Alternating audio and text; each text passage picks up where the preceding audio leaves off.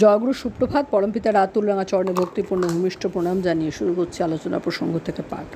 কাশিদা। কিভাবে ভারতবর্ষকে সংগঠন করা যায়? তেজি ঠাকুর।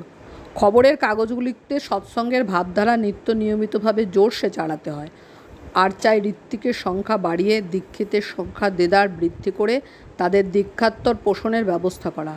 এমনি করে পারস্পরিক সেবা বিনিময় ও সংহতি বাড়িয়ে তুলতে হয়। চাণক্যের কথাগুলি বড় মূল্যবান। ওই কটি কথা মাথায় রেখে চলতে হয়। সুখস্য মূলং ধর্ম, ধর্মস্য মূলম অর্থ, অর্থস্য মূলম রাজম, রাজস্য মূলম ইন্দ্রিয়জয়, ইন্দ্রিয়জয়স্য মূলং বিনয়, বিনয়স্য মূলং বৃদ্ধপ সেবা, বৃদ্ধ সেবায়া বিজ্ঞানম। কাশিদা। অর্থ কথার এখানে তাৎপর্য কী? শশী ঠাকুর। অর্থ এসেছে রি ধাতু থেকে। রি মানে গমন, তার মানে চলার পথে যা যা লাওজিমা প্রয়োজন তা অধিগত বা আয়ত্ত করতে হবে। কী উদ্দেশ্যে কী করছি তা ঠিক রাখতে হবে। তার জন্য চাই আদর্শকে পরিপূরণ করার বুদ্ধি অব্যাহত রাখা। এর থেকে আসে চরিত্র ও ব্যক্তিত্ব। তাই ইষ্টার্থে পার্থিব ও নৈতিক সম্পদ আহরণ করার সামর্থ্য যেখানে গজায় না, সেখানে ধর্ম অর্থাৎ ধৃতি চলন সুদৃঢ় হয় না। কাশিদা। ইষ্টকে পরিপূরণ করায় আমার স্বার্থ কী? শশী ঠাকুর। তার জন্য করাতে তো আমার স্বার্থ। মানুষের নিজের জন্য কতটুকু লাগে? ছেলেপিলে অর্থাৎ যাতে আমার মনে হয় তাদের জন্যই করে, সেটাও প্রকারান্তরে একরকমের অনাসক্ত হয়ে করা। তাদের সুখেই আমার সুখ, এমনতর ভাবটা মূলবদ্ধ হয়ে যায়। সেটা উল্টে নিয়ে সব কিছু ভগবানের জন্য হলে, তাকে আপন মনে করলে সেই অনাসক্ত হয়ে করাটাই এই সব দিক দিয়ে সার্থক হয়ে ওঠে। তাতে আসক্ত হয়ে তৎপিতর্থে অনাসক্তভাবে সংসারের সব কর্তব্য ও যাবতীয় স্বার্থত ইচ্ছা পূরণের জন্য যা যা করণীয় তা করতে থাকলে আমাদের অন্তর্নিহিত শক্তি ও যোগ্যতা ও দেবোপম চরিত্র ও গুণাবলী আরও বিকশিত হয়ে ওঠে।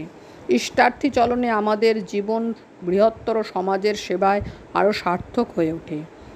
অতখানি স্বার্থত প্রয়োজন পূরণী দক্ষতাপূর্ণ করার ফলে ক্ষুদ্র সংসারের প্রয়োজনও স্বাভাবিকভাবে মিটে যায় আশাতীতভাবে। আমি তো পরমপিতার খুশির জন্য কতজনের কত ব্যাপার নিয়ে হরদম ব্যস্ত থাকি। নিজের সংসারের কথা ভাবার ফুরসতই আমার কম। তোমাদের সবাইকে নিয়ে আমার যে এত বড় সংসার, তা কি চলছে না? তোমরাও আমার মতো সবার মঙ্গল স্বার্থী পাকা স্বার্থপর সংসারী হও, তাই তো আমি চাই।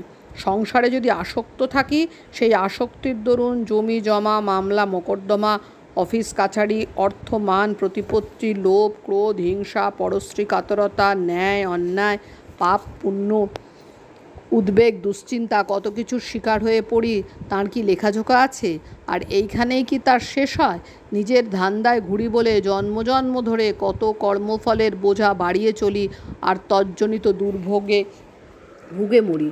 সব কিছু চাহিদার পরিপূরণের জন্য তাই একমাত্র তাঁতে অনুরক্ত হয়ে তাঁর কাজে নিজেকে ন্যস্ত করতে হয়। তাঁর বিরাট ইচ্ছা মূর্ত করতে গিয়ে আমাদের ব্যক্তিত্ব ও যোগ্যতা বেড়ে ওঠে, প্রাপ্তিও হয় অঢেল।